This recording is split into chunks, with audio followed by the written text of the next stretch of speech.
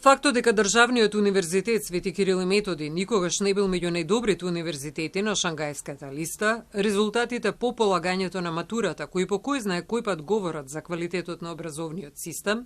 и начинот на кој се вреднува знаењето, се поставува прашањето кои се предизвиците со кои се соочуваат наставниците денес на Светскиот ден на учителите. Учениците ни се меѓу последните на ПИСА, факултетот не е ни меѓу илјадите, нели најголемиот УКИМ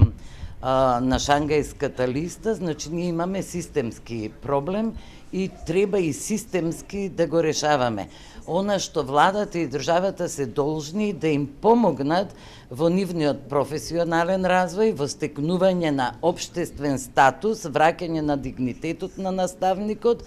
добивање на правото место кое треба да го има и меѓу учениците, и меѓу родителите, и меѓу колегите, и во целото општество. Веднаш по завршувањето со изборите, Министерството за образование и наука започнува јавна дискусија за новиот закон за високо образование и законот за научно-истражувачка дејност, со кои треба да се подигнат критериумите за избор на професори.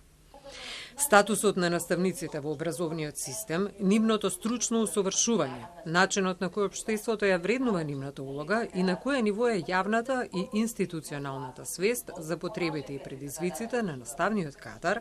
се само дел од темите кои беа загатнати на чествувањето на Светскиот ден на учителите и почетокот на кампањата "Магијата е во знаењето" на иницијатива на Министерството за образование и наука.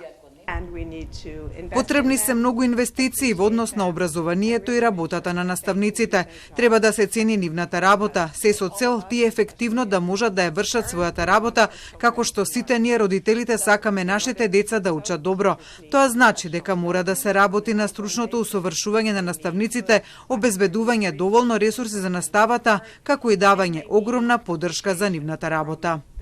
Според деканката на Педагошкиот факултет Свети Климент Охридски, Скопје, во изминативе неколку години расте интересот на матуранти со висок училишен успех кои се запишуваат на овој факултет.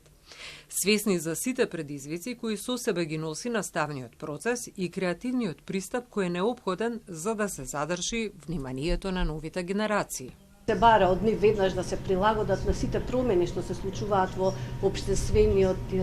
живот, поврзани со технолошкиот развој, да применуваат дигитални алатки во својата наставна работа, интерактивни методи и исто така да го применуваат методот на брзи интервенции во наставните програми, односно да ги менуваат целите, содржините, активностите. Во рамки на одбележувањето на Светскиот ден на учителите, МОН и Сојузот на просветни работници на Македонија ги доделија признанијата просветен работник на годината за учебната 2024-2025 година.